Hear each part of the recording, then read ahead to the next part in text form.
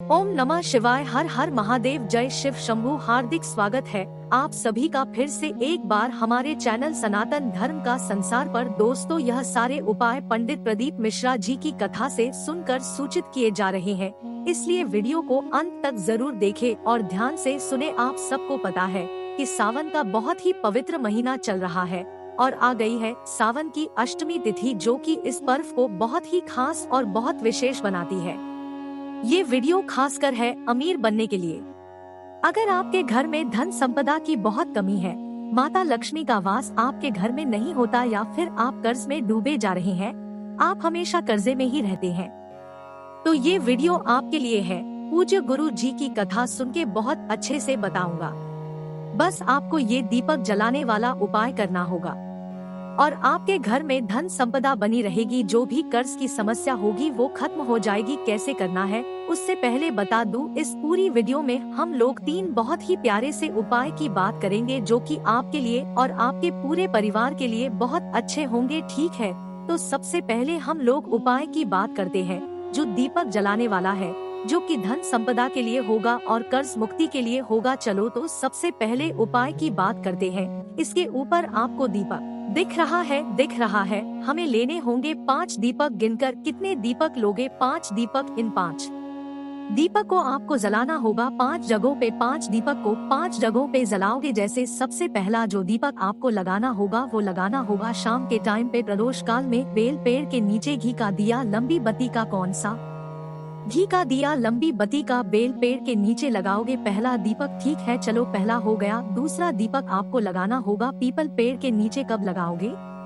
People पेड़ के नीचे शाम के टाइम पे, प्रदोष काल में लगाओगे दूसरा दीपक। और ये दूसरा दीपक जो लगाओगे, लगाना होगा घी का दिया, गोल बत्ती का, लंबी बत्ती का। पीपल पेड़ के नीचे नहीं लगता है, इसलिए गोल बत्ती का दिया लगाएंगे घी का। ठीक है, दूसरा दीपक हो गया। तीसरे दीपक की बात करते हैं, वो लगाना होगा आपको वट वृक्ष के नीचे, यानी कि बरगद पेड़ के नीचे। सेम दिया लगाओगे, यानी कि घी का दिया, गोल बत्ती का लगाना होगा वट वृक्ष के नीचे। ये हो गया तीसरा दीपक। ठीक है, जो चौथा दीपक आपको लगाना होगा, ये मैंने गलती से यहाँ पे लगा दिया, वो लगाना होगा आपको आंवले के पेड़ के नीचे। ये आंवला नहीं, बेर है, मैंने गलती से फोटो लगा दिया। आंवले पेड़ के नीचे लगाओगे और जो आंवले पेड़ के नीचे दीपक लगाओगे वो घी का दिया, लंबी बत्ती का। कभी भी आंवले पेड़ के नीचे गोल बत्ती का दिया नहीं लगता। हमेशा प्रमाण माना गया है कि आंवले के पेड़ के नीचे लंबी बत्ती का ही दिया लगाना है। ठीक है, 4 दीपक हो गए। और जो 5वां दीपक लगाओगे आप अपने घर के चौखट पे लगाओगे। कहाँ पे? आप अपनी घर की चौखट पे। ये उपाय बिल्कुल डिफरेंट है।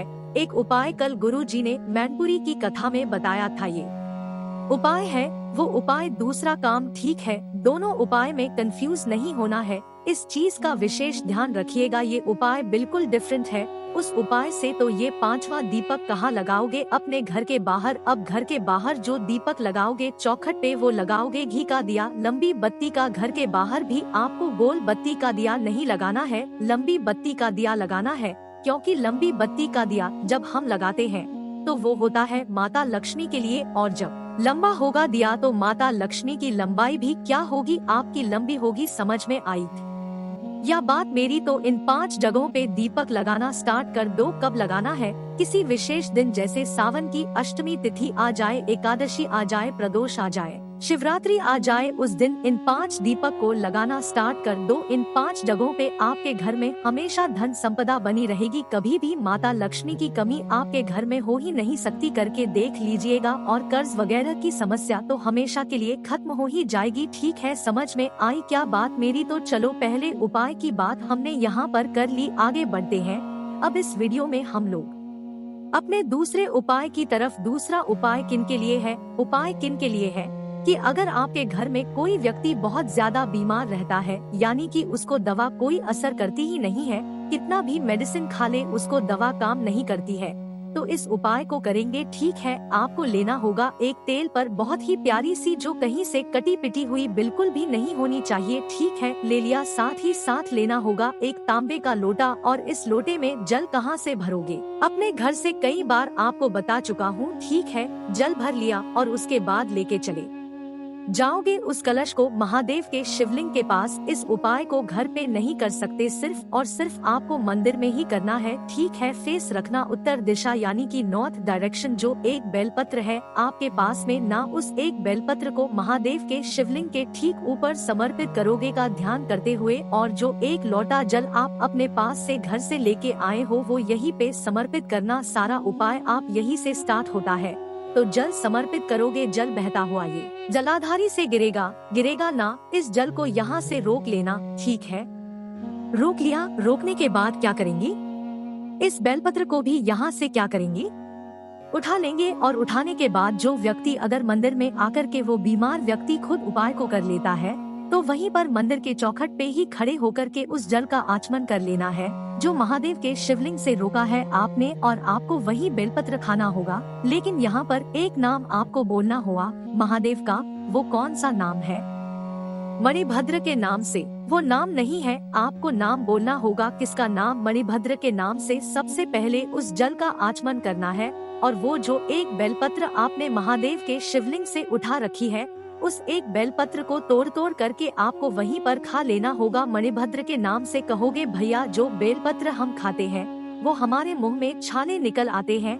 अगर ऐसी सिचुएशन है तो उस बेलपत्र को ले जाओ घर में, सूखा लो। सूखने के बाद जब वो सूख जाए, बिल्कुल एकदम कड़ाकड़ा हो जाए ना, उसको किसी चीज में पीस लो, और पीसने के बाद उसका पाउडर बनाओ। उसके बाद हल्का हल्का करके खाना स्टार्ट करो। मणिभद्र के नाम से जो भी बीमारियां होंगी आपकी खत्म होंगी। लेकिन अगर उस व्यक्ति को खुद उपाय नहीं कर सकता तो सेम प्रोसेस आप ले जाओगे अपने घर पर भी उस व्यक्ति से कराओगे मणिभद्र के नाम से। समझ में आई क्या बात मेरी? तो दूसरे उपाय को करिएगा मणिभद्र के नाम से, और उसकी जो भी बीमारियां होंगी वो धीरे धीरे करके खत्म जरूर हो जाएंगी, ठीक है। चलो 2 उपाय की बात हो गई है, आगे बढ़ते हैं। अब इस वीडियो में हम लोग अपने तीसरे उपाय की तरफ। तीसरा, जब भी अष्टमी तिथि या फिर जब भी नवमी तिथि आती है, मैं आपको जरूर बताता हूँ, क्योंकि कर्ज मुक्ति के लिए, कर्ज को खत्म करने के लिए ना इससे सुंदर उपाय हो ही नहीं सकता। मैं आपसे बता रहा हूँ, बहुत इफेक्टिव उपाय है। देखो क्या करना होगा, आपको लेना होगा इस तरीके से बेल का फल, ठीक है। लेकिन अब बेल का फल लेने से पहले एक छोटा सा काम कर दो, और वो कर दो वीडियो को लाइक। और जितने भी भाई बहन अचानक से चैनल पे आए ना, जल्दी से चैनल को सब्सक्राइब कर दीजिएगा, ठीक है। अब बेल का फल तो ले लिया, तो बेल के फल को फाड़ लेना, काट लेना, और काटने के बाद इसके अंदर का जो गूदा आएगा ना, जो मतलब निकलता है ना, गूदा निकलता है, उस गुदे को सूखा लेना। लेकिन कहोगे भैया आज के टाइम पे हमें बेल का फल नहीं मिलता, हम लोग परेशान रहते हैं, क्या करें? तो आपको मार्केट में इस तरीके से सूखा बेल आसानी से इजीली अवेलेबल हो जाएगा, ले लेना, ठीक है। और लेने के बाद इस सूखे बेल के 9 टुकड़े करोगे। कितने टुकड़े करोगे? 9 टुकड़े कर लेना, गिन करके, एक भी कम एक भी ज्यादा नहीं, 9 टुकड़े करना, ठीक है। 9 टुकड़े के साथ साथ हमें लेना होगा इस तरीके से सफेद, कौन सा? व्हाइट आपको तिल लेना है, काला तिल नहीं, सफेद तिल लेना है। अब इन सभी चीजों के साथ आपको करना होगा हवन। अब हवन करने का यहाँ एक प्रोसेस है, एक नियम है। सारा नियम बहुत ध्यान से सुनिएगा, ठीक है। आपको क्या करना है, जैसे आपके पास कितने हैं, 3, 4, 5, 6, 7, 8 और 9 बैल के गूदे आपके पास में है ना? आपको क्या करना होगा, एक हवन इस तरीके से जलाना होगा। चाहे तो कंडे से जला लो, घी से, आम की लकड़ी से जला लो, किसी से भी जला लेना, ठीक है। जलाने के बाद जो आपके पास में एक देसी घी भी होना चाहिए, कौन सा? देसी घी भी होना चाहिए। उस देसी घी में आपको एक एक बेल का गूदा, जैसे पहला बेल का गूदा इस घी में डुबाना, और आपको महादेव का श्री शिवाय नमस्तु और माता सती यानी कि भोले शंकर और माता सती का नाम लेकर के आपको इसमें डाल देना है, ठीक है। दूसरा, जब उठाना तो दूसरे को भी सेम प्रोसेस इसी तरीके से, चौथा, 5वां, 6वां, 7वां, 8वें तक आपको सिर्फ बेल के गूदेश को घी में डूबा करके माता सती और भोले शंकर का स्मरण करके डाल देना है, आहुति दे देनी है। लेकिन जब बात आएगी 9वें गोद डालने की, तो यहाँ पर एक छोटा सा बदलाव करना है। वो बदलाव क्या है? जो आपके पास में सफेद तिल है ना, उस सफेद तिल को इस 9वें गूदे के साथ मिक्स करेंगे, मिलाएंगे। इसके ऊपर जो बचा हुआ घी है उस घी को डालेंगे, माता सती भोले शंकर का स्मरण करेंगे। जो व्यक्ति आपका पैसा नहीं कर रहा उस व्यक्ति का नाम और गोत्र बोलेंगे। फिर से बोल रहा हूँ, ध्यान से सुनिएगा। जो नौवा सूखा बेल आपके पास में है उसमें आप थोड़ा सा सफेद तिल डालेंगे। जितना बचा हुआ देसी घी आपने ले रखा है वो डालेंगे और उसकी आहुति आपको इसी अग्नि में कर देनी है। माता सती भोले शंकर का स्मरण करके जो भी व्यक्ति पैसा वापस नहीं कर रहा उस पैसा वापस ना करने वाले व्यक्ति का नाम और गोत्र बोल कर के आहुति दे देना। अष्टमी तिथि के दिन करना इस उपाय को। 15 दिन में वो व्यक्ति आपका पैसा आपके तक दे के जाएगा। यही इस उपाय का सबसे परफेक्ट एग्जाम्पल है, मैंने खुद कर रखा है और ये उपाय बिल्कुल कारगर हुआ, बिल्कुल इफेक्टिव हूँ भाई हूँ, आपका झूठ बिल्कुल नहीं बोलूँगा।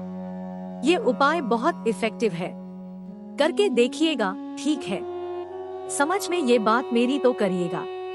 मैंने कोशिश की इस पूरी वीडियो में आप सभी को 3 उपाय बताने की। तो वीडियो अगर आपको पसंद आती हो तो लाइक किया करिए। तो जिसने भी अभी तक चैनल को सब्सक्राइब नहीं किया तो जल्दी से चैनल को सब्सक्राइब कर दो। नीचे कमेंट में पूछ लेना ओम नमः शिवाय, हर हर महादेव, जय शिव शंभू।